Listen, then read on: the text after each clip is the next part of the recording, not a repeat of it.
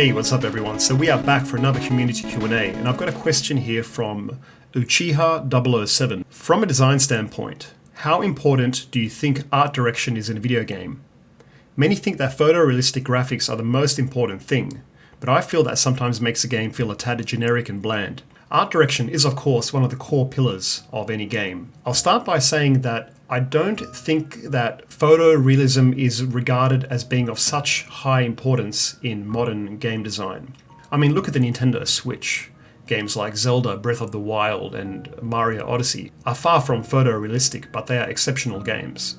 Games that are considered photorealistic and fighting for that photorealism are largely the domain of developers and publishers like EA and Ubisoft. It's beautiful, amigo. Perfect. Within the realm of indie, photorealism and high fidelity is more the exception and not the norm, because it's just not particularly feasible to work in those high fidelity 3D technologies unless you have a reasonably sized team or an adequate funding budget, at which point you aren't necessarily indie anymore, are you?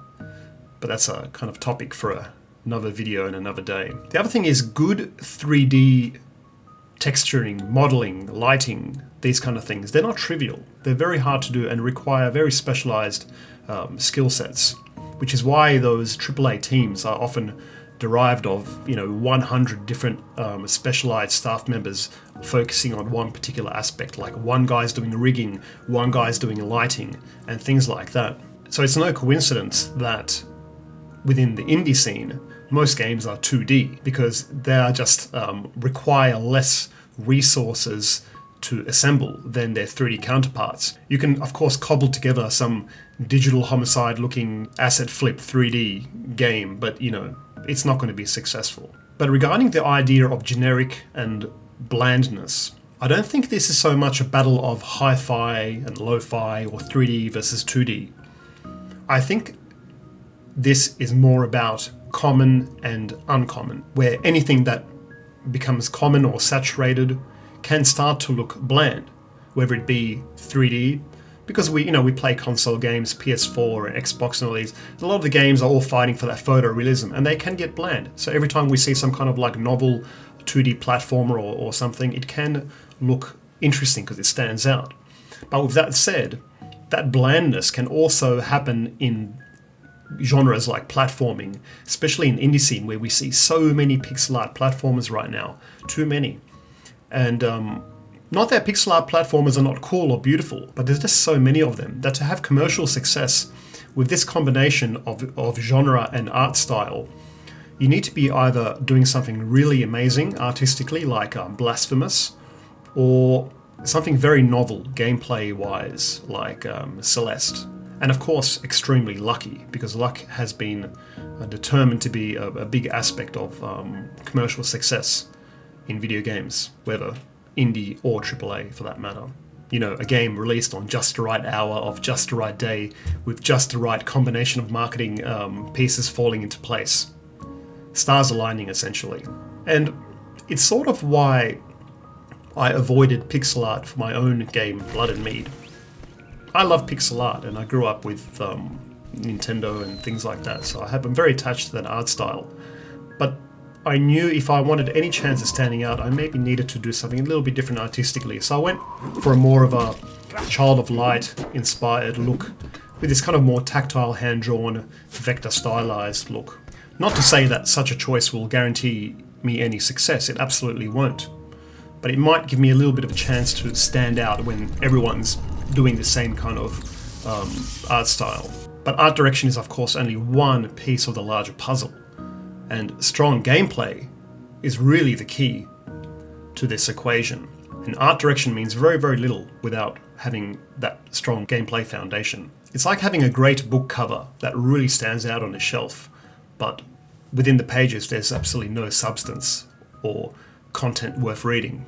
Hence the idiom, never judge a book by its cover. But the problem with that is that we are humans, and as humans, part of our condition is to appreciate and like pretty things, whether a nice piece of fruit or an intricate object or a interesting game art style.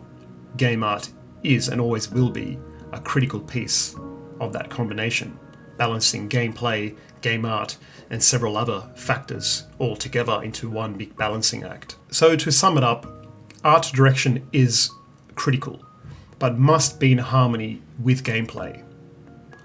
High fidelity 3D has its place and can invoke, metaphysical states as we kind of transcend the veil of reality into what is essentially a parallel dimension with VR and other kind of high fidelity games. I mean, look at the game Last of Us 2, if anyone's seen the trailer for that. I mean, the fact that this game even exists is just incredible.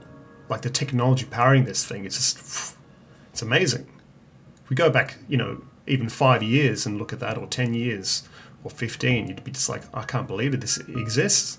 I used to think like PlayStation 1 looked realistic. Then when PlayStation 2 came out, I was like, holy crap, this is photorealistic. But it's all contextual, and you can always improve.